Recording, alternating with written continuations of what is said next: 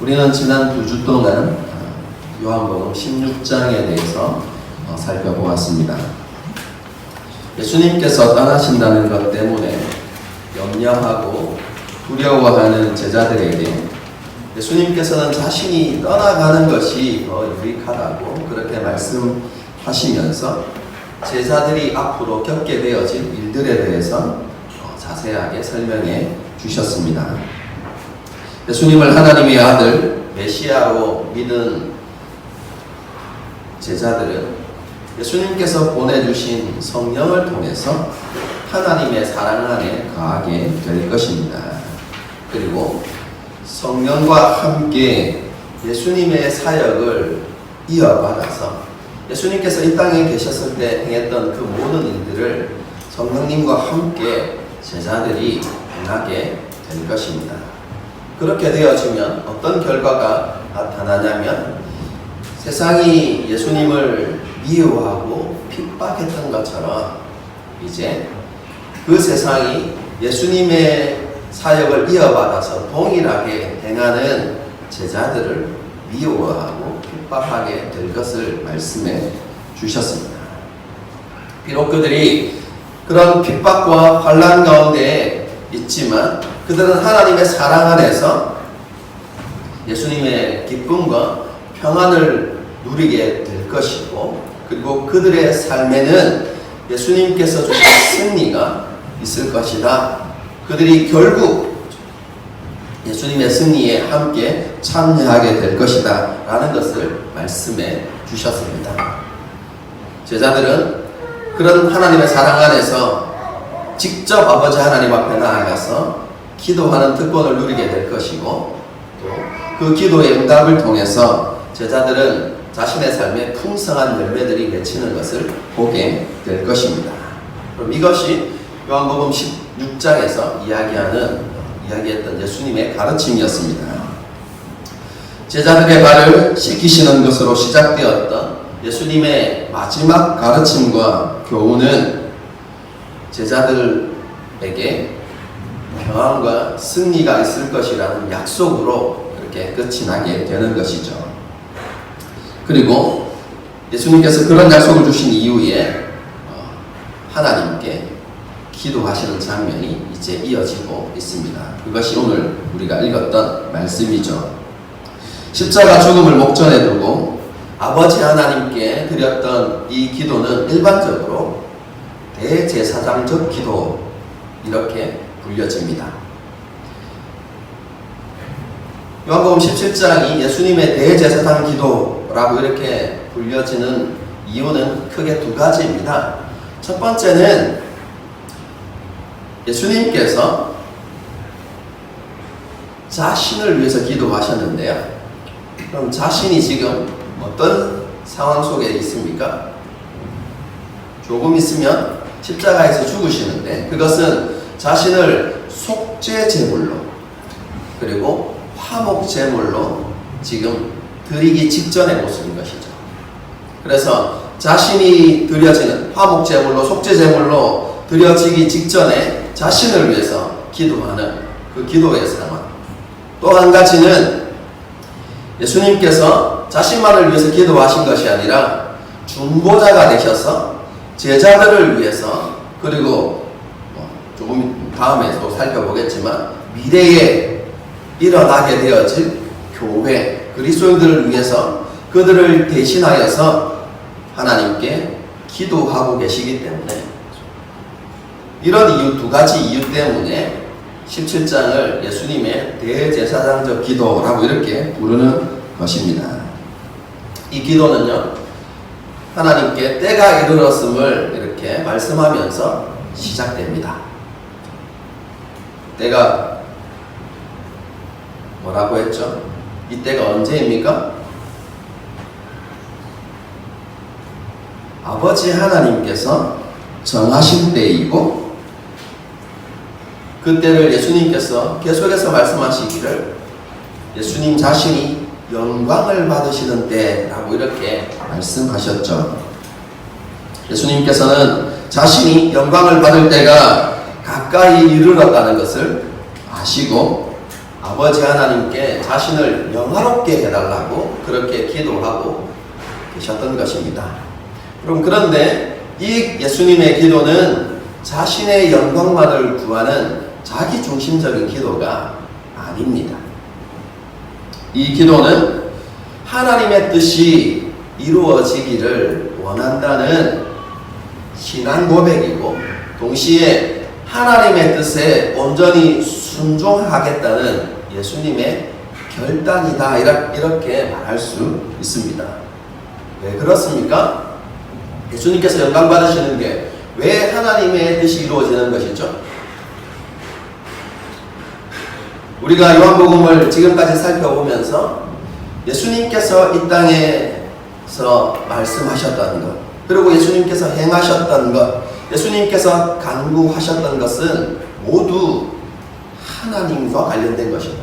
하나님께서 주신 말씀만을 가르치고 하나님께서 보여주신 것만을 행하셨고 하나님의 뜻을 따라서만 기도하셨습니다. 그것처럼 예수님께서 영광을 받으시는 것도 그냥 예수님이 스스로 그냥 원하시는 것이 아니라 그것은 하나님께서 이미 창세전에 계획하신 하나님의 뜻인 것이죠. 그래서 예수님께서 그 하나님의 뜻이 지금 내게 이루어지기를 원합니다 라고 그렇게 기도하신 것이다 라고 볼 수 있는 것입니다.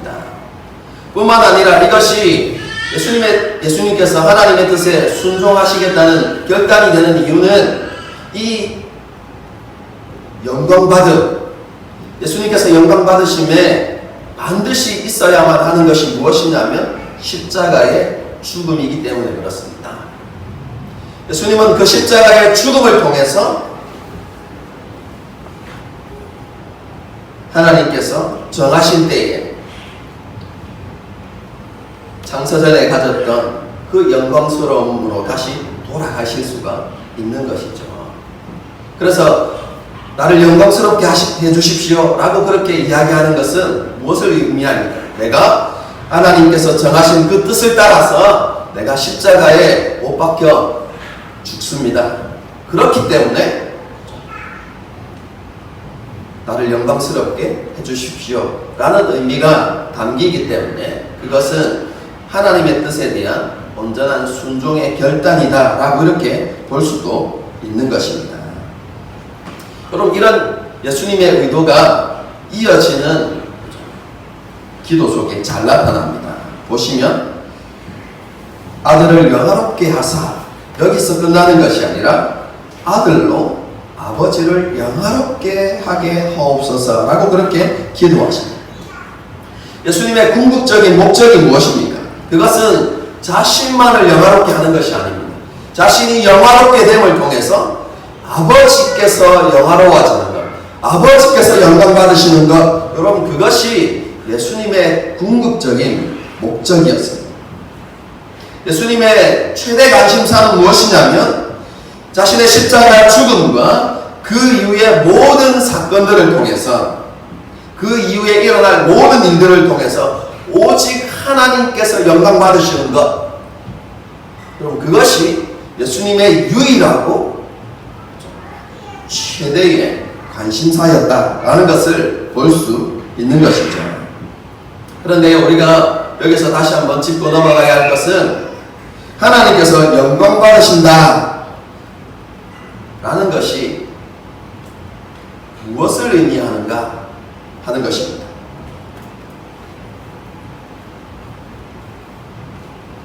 하나님께서 영광 받으신다는 것이 무엇을 의미하죠?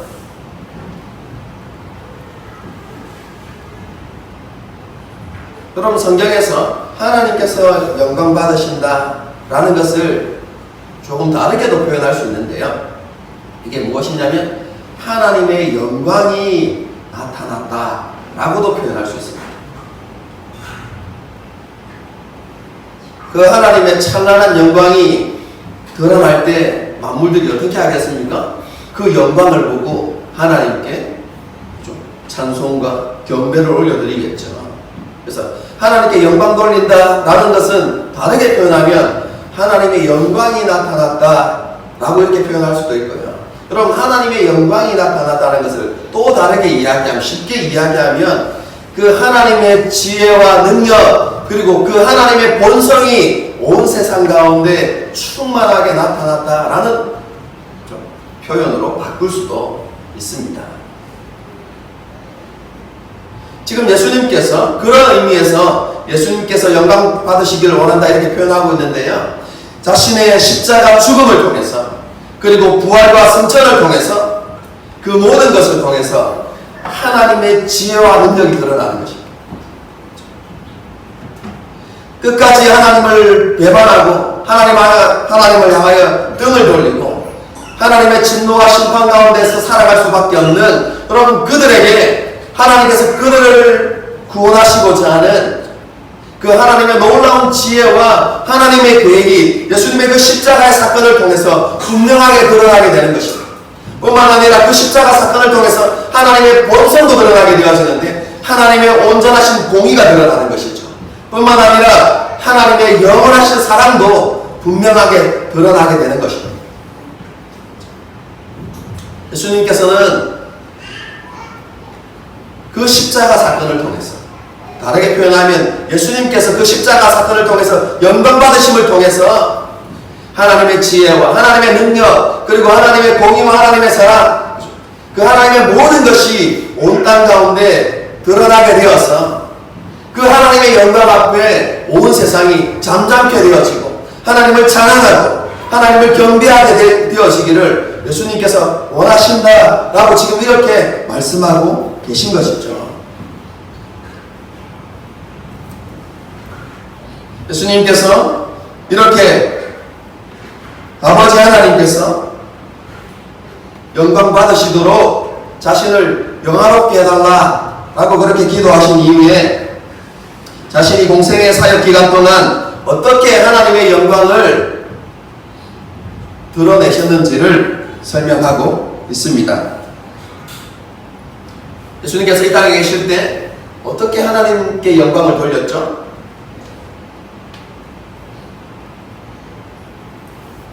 이것은요, 예수님께서 하나님께서 주신 말씀만을 전하고 하나님께서 보여주신 것만을 행함을 통해서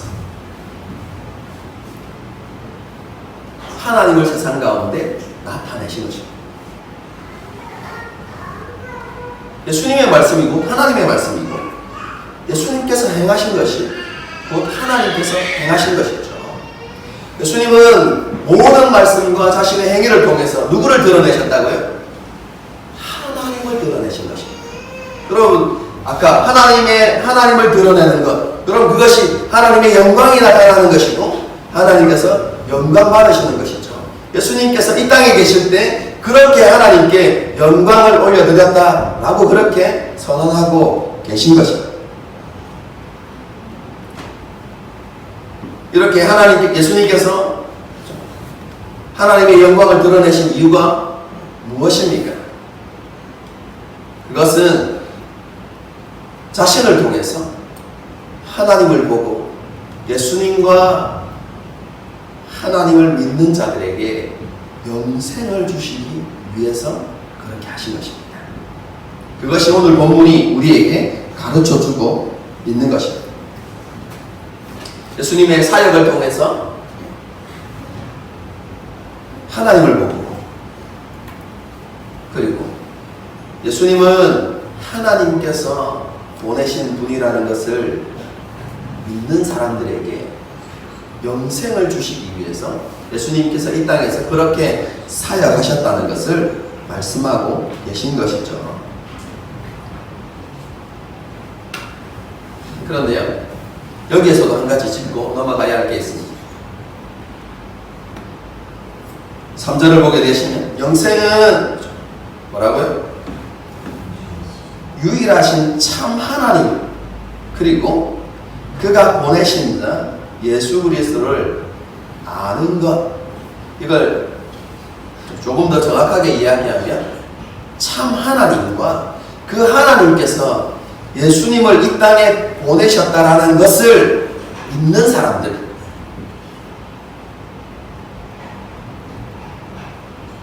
그것을 아는 사람들에게 영생을 주셨다는 것인데요. 그러면 여기에서 안다는 것이 무엇을 이야기하겠습니까? 여기에서 안다는 것은 단순히 지식의 습득을 이야기하는 것이 아닙니다. 여기에서 안다라는 것은 믿음이 기초되어진 지식을 말씀하는 것입니다. 예수님과 하나님에 대한 바른 지식은 있어야만 합니다. 그런데 그것으로 끝나는 것이 아니라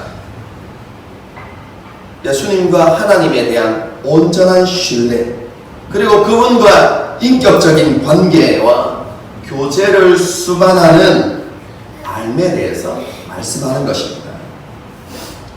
그럼 이러한 알매는 반드시 따라오는 것이 있는데요. 그것이 무엇이냐면 순종입니다.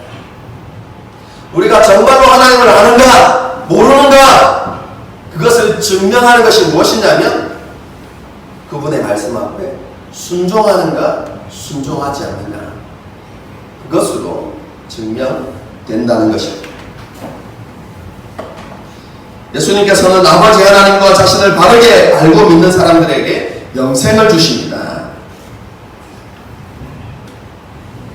이것을 위해서 이 일을 하라고 아버지 하나님께서는 아들이신 예수님에게 만민을 다스리는 권세를 주셨습니다. 요한복음 앞에 나타난 표현을 보게 되었으면 아버지께서 생명을 주실 수 있는 권세도 주시고 그리고 심판할 수 있는 권세도 주셨다, 이렇게 얘기합니다. 예수님께서 받으신 그 권세를 가지시고 예수님과 하나님을 올바르게 믿는 그 사람들에게 예수님께서 영생을 주시는 일들을 하셨다는 것입니다. 그런데 예수님께서 주시는 영생을 얻은 사람들은 특별한 공로나 어떤 자격을 가진 사람들이 아니었습니다. 오늘 본문을 보게 되어지면 그 사람들은 아버지의 것이었습니다. 여러분, 아버지의 것이라는 표현 속에는 이런 의미가 담겨져 있습니다. 그들은 이전에 세상에 속한 사람들이었습니다. 그들도 여전히 하나님의 진노와 심판 아래 있었던 사람들이었습니다. 그들은 하나님의 사랑을 받을 만한 어떠한 자격도 없는 사람들이었습니다. 그런데 하나님께서 그들을 사랑하셨고, 사랑하시는 그들을 선택하셔서 그들을 세상 가운데 불러내셔서 하나님의 소유로 삼으셨다라는 의미가 있습니다. 세상 가운데 있는 사람들이었지만 그들을 불러내어서 하나님의 소유가 되게 하셨던 그 사람들을 누구에게 주셨냐면 예수님에게 주셨어요. 그러면 예수님은 그들에게 아버지 하나님의 말씀을 가르치고 하나님을 보여주셨어요.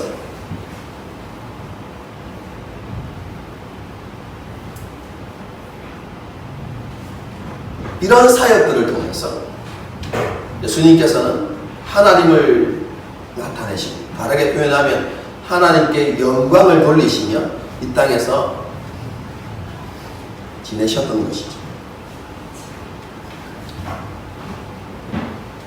공생의 기간 동안 예수님께서는 아버지께서 하라고 말씀하신 모든 것을 온전하게 이루심을 통해서 하나님께 영광을 올려드렸습니다.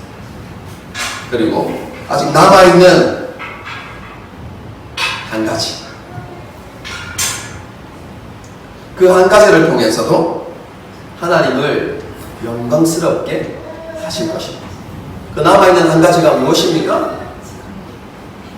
하나님의 뜻에 순종하는 것이고, 그것은 마지막 때 하나님께서 말씀하신 그때 자신을 하나님께 드리는 것, 그 십자가의 죽음과 그와 관련되어진 그 모든 사건을 통해서 하나님을 영화롭게 하실 것입니다. 예수님께서는 자신이 공생의 기간 동안 하나님을 영광스럽게 하였고, 또한 이제 마지막 남은 이 하나의 사건을 통해서도 하나님을 영광스럽게 할 것이기 때문에 이제 하나님께서 계획하신 대로 자신을 영화롭게 해달라고 기도하고 계십니다. 창세 전에 아버지 하나님과 함께 가졌던 그 영광스러움으로 다시 돌아가게 해주십시오 라고 하나님께 기도하고 있는 것이죠. 다시 한번 말씀드립니다. 예수님의 이 기도는 자신의 헌신과 수고에 대해서 보상을 요구하시는 기도가 아닙니다. 예수님께 주어진 모든 일이 완전히 성취되어지면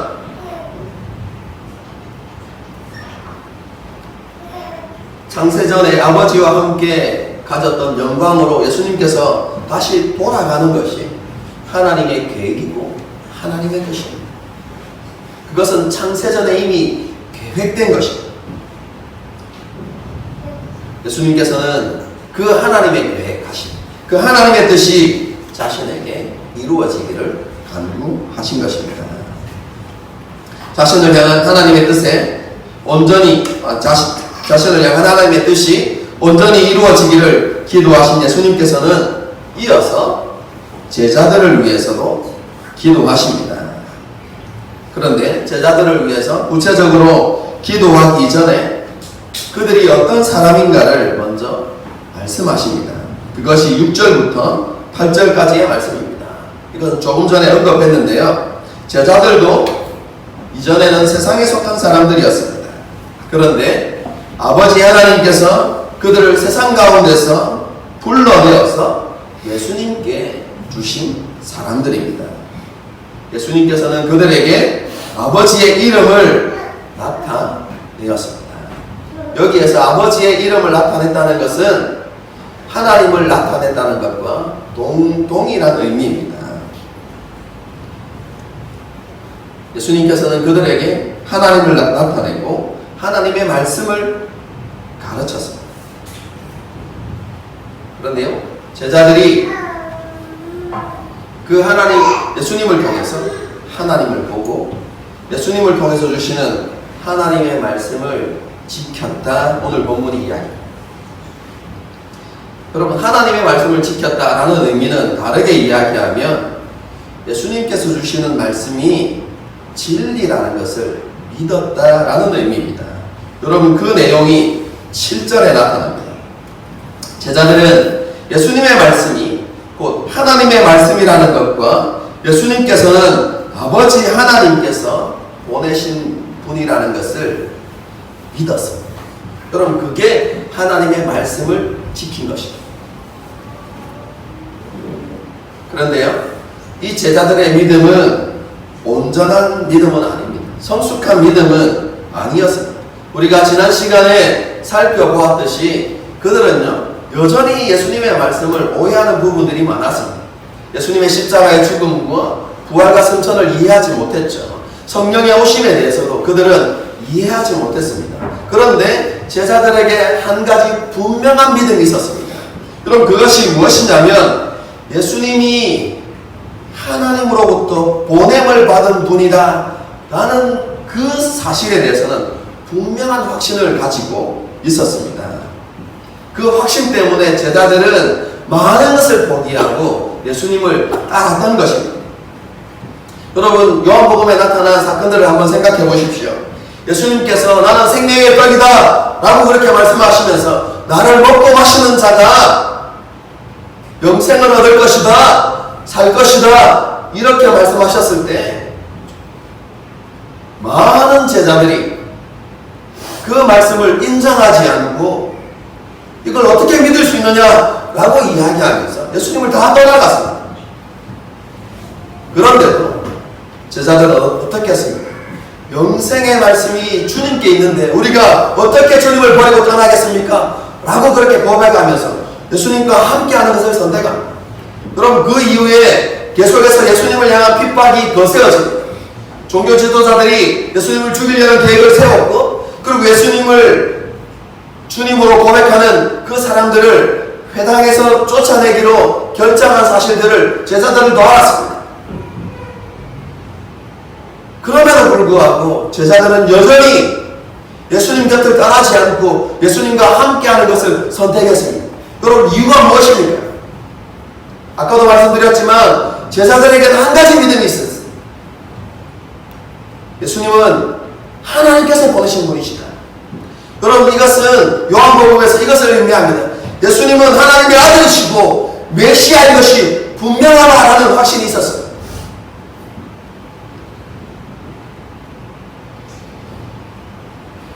그것과 관련되어진 하나님의 뜻에 대해서는 성숙한 이해가 없었을 뿐이지 예수님에 대한 믿음 하나는 확실했던 것이죠.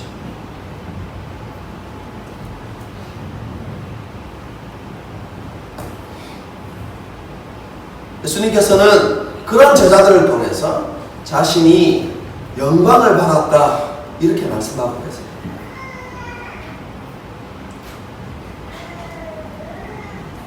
제자들이 언제 예수님을 영광스럽게 했죠? 그럼 제자들이 언제 예수님께 영광을 돌렸습니까? 예수님께서 기적을 행하실 때마다 팍 박수치고 주님 잘하셨습니다. 그럼 그렇게 예수님께 영광을 돌리셨나요? 예수님께서 놀라운 일들을 행하실 때마다 역시 예수님이십니다. 역시 예수님은 짱입니다. 그럼 그렇게 예수님을 영광스럽게 했나요? 예수님께서 제자들을 통해서 영광받았다는 것은요, 앞에 설명되어 있는 내용입니다. 7절, 8절이 말씀하고 있는 것입니다. 하나님의 말씀을 지키는 것.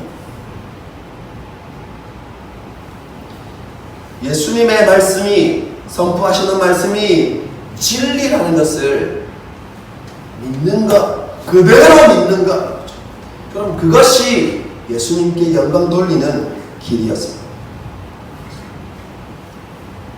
제자들은 예수님이 하나님의 아들이시고 메시아이심을 확신하고 예수님이 주시는 말씀이 진리라는 것을 그대로 믿음을 통해서 예수님께 영광을 돌렸던 것입니다.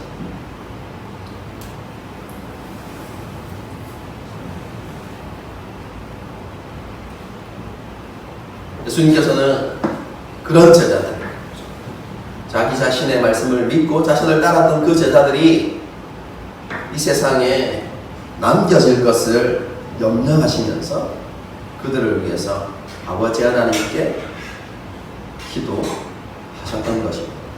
그 기도의 내용은 다음 주에 우리가 살펴볼 것입니다.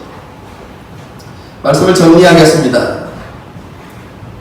예수님께서는 제자들에게 마지막 가르침과 교훈을 주신 이후에 아버지 하나님께 기도하셨습니다. 예수님께서는 자신이 공생의 사역 기간 동안에 아버지의 일을 이루어서 아버지 하나님을 영광스럽게 하였기 때문에 이제 아버지 하나님께서도 장세 전에 아버지와 함께 가졌던 영광으로 자신을 영화롭게 해달라고 그렇게 기도하셨습니다. 이것은 자신의 영광만을 구하는 자기중심적인 기도가 아니라 하나님의 뜻이 이루어지기를 원한다는 고백이고 순종에 대한 결단이었습니다.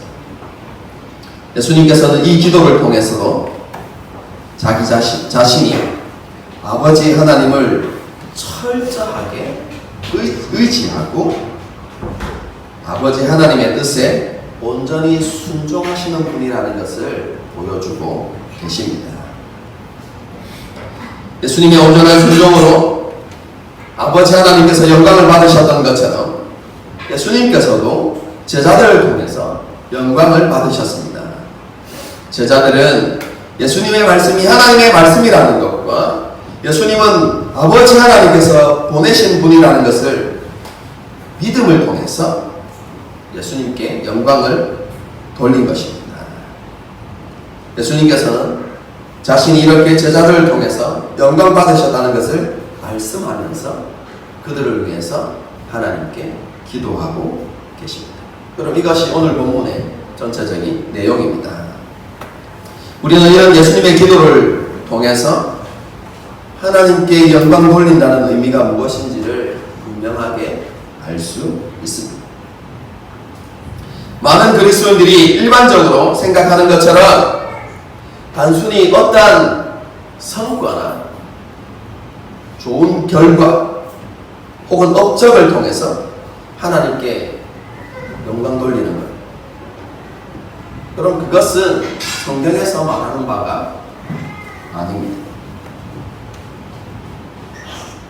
하나님께 영광 돌린다는 것의 1차적인 의미는 하나님의 말씀을 믿는 것입니다.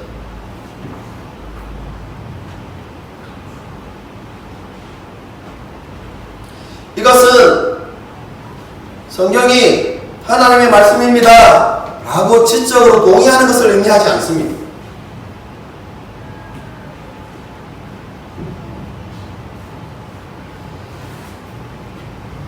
성경이 하나님의 말씀일 뿐만 아니라 이 말씀이 지금도 살아서 역사하고 있다는 것을, 능력의 하나님의 말씀이라는 것을 믿는 것, 그럼 그것이 하나님께 영광을 돌리는 것입니다.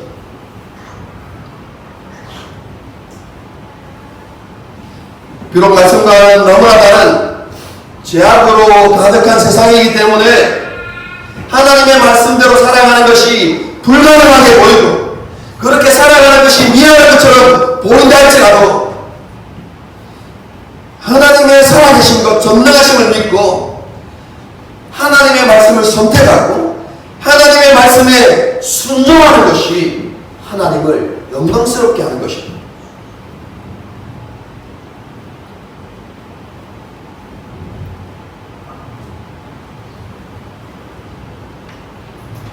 하나님의 말씀이 살아있다는 것을, 그리고 하나님의 말씀이 능력이라는 것을 확신하고 그 말씀을 그대로 믿고 그렇게 살아가는 것, 그것이 말씀을 믿는 것이고 그것이 하나님을 영광스럽게 하는 것입니다. 오늘날 하나님의 말씀이 살아서 역사하는 것을 잘 볼 수가 없을까요?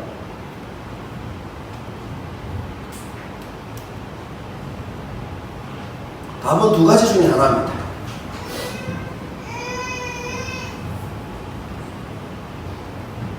하나님의 말씀이 능력이 없거나 혹은 하나님의 말씀이 살아있지 않거나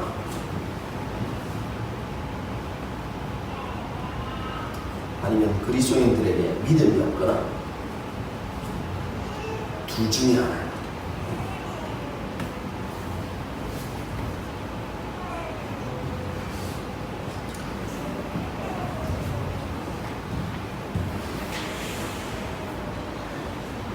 어떤 게 답이죠? 왜 살아계신 하나님의 능력을 잘 볼 수 없을까요? 어떤 게 답입니까? 목사님, 그거는 대답할 가치도 없지 않습니까? 그런 걸 질문이라고 이렇게 생각하기 전에 우리 자신들을 한번 돌아보십시오.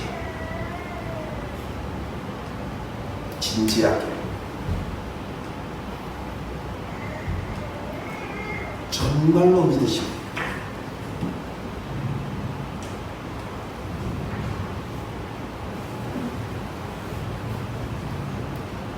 하나님의 말씀, 능력이 하나님의 말씀이 살아있다는 것에 대해서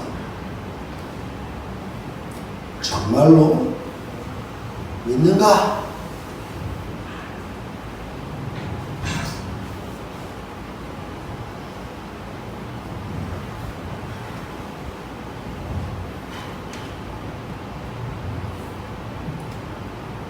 조금 전에도 말씀드렸지만 참 믿음에는 순종이 뒤따르게 되어 있습니다. 막연하게 우리가 지적으로 동의하는가 믿는가를 생각해 보는 것이 아니라 우리가 삶에서 순종이 있는가 없는가를 통해서 우리의 믿음이 참 믿음인가 아닌가를 생각해 보아야 하는 것이죠. 제자들을 한번 생각해 보십시오.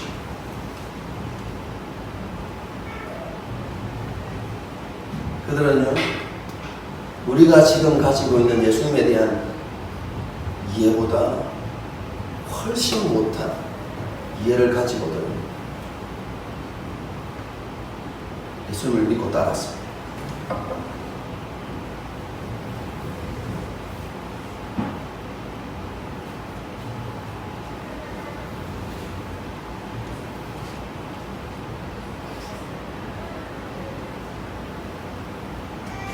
오늘 말씀을 통해서 우리 자신을 한번 되돌아보고 우리의 믿음을 점검하는 그런 기회가 되었으면 좋겠습니다. 하나님께 영광을 돌린다는 것의 두 번째 의미는 우리의 모습을 통해서 하나님 그분이 드러나는 것입니다. 우리를 통해서 하나님의 지혜와 능력이 나타나고 하나님의 본질이 온전히 드러나는 것. 그럼 그것이 하나님을 나타내는 것이고 하나님께 영광 돌리는 것입니다. 죄를 미워하고 그것을 가증스럽게 여기는 우리의 마음과 태도를 통해서 하나님의 의를 세상 가운데 드러냅니다. 다른 사람을 존중하고 섬김을 통해서 하나님의 겸손을 세상 가운데 드러냅니다. 원수까지 사랑하는 모습으로 하나님의 사랑을 드러내는 것, 여러분, 이와 같은 삶이 하나님께 영광 돌리는 삶입니다. 우리의 모습을 통해서 그분이 드러나는 것, 그분의 성품이 드러나는 것, 그분의 언가심이 드러나는 것, 여러분, 그것이야말로 진정으로 하나님께 영광 돌리는 삶이라는 것을 우리는 알아야만 합니다. 오늘날 많은 그리스도인들이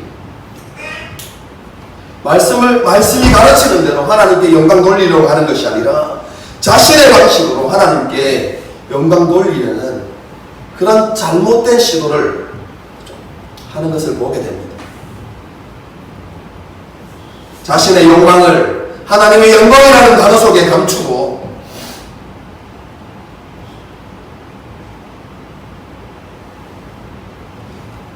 자신의 영광을 추구하는 삶을 살아가면서도 하나님의 영광을 위하여 사용한다는 것입니다.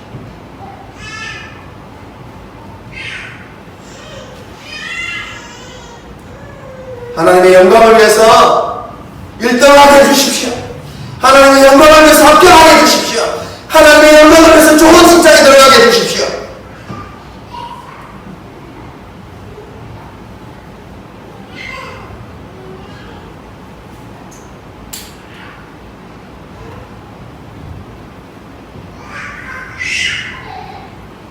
하나님의 영광을 위해서 응답해 달라는 것이죠.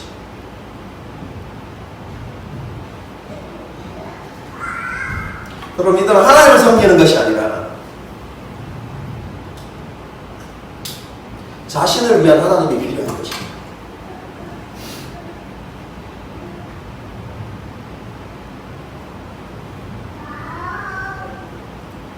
자신을 섬겨주는 하나님이 필요한 것이죠.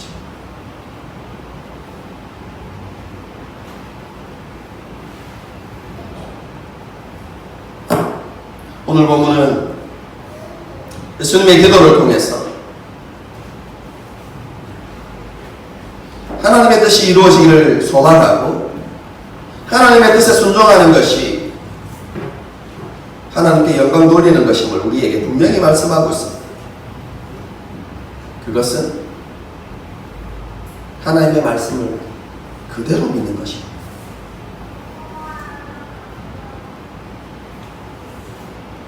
하나님의 말씀 앞에 온전히 순종하는 것이고, 그 순종의 모습을 통해서 하나님을 세상 가운데 드러내는 것. 그것이 바로 하나님께 영광 돌리는 삶이라는 것을 우리에게 말씀합니다.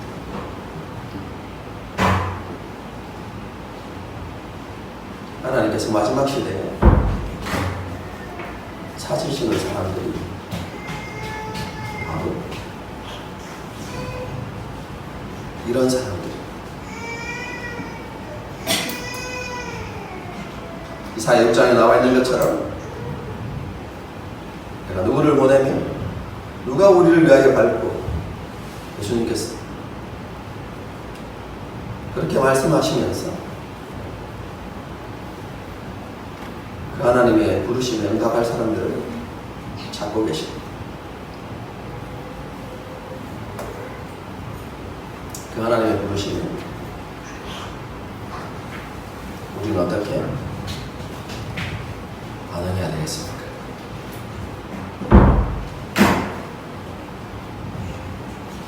셀 모임 때 한번 나눠보십시오. 셀 모임 때 셀장님 잘 기억하시고요. 이렇게 질문을 던져보십시오. 말씀에 순종하며 살아도, 말씀이 우리에게 우리에게 명하는 대로 그렇게 살아도 이 세상이 진짜로 사라지는가? 잘 사라지는가? 그것에 대해서 좀 진지하게 한번 도의 한번 해보십시오. 말씀대로 사는 삶이 이 세상에서 통하는가 안 통하는가? 단순하게 정답을 이야기하지 말고 통하겠죠? 이렇게 이야기하지 말고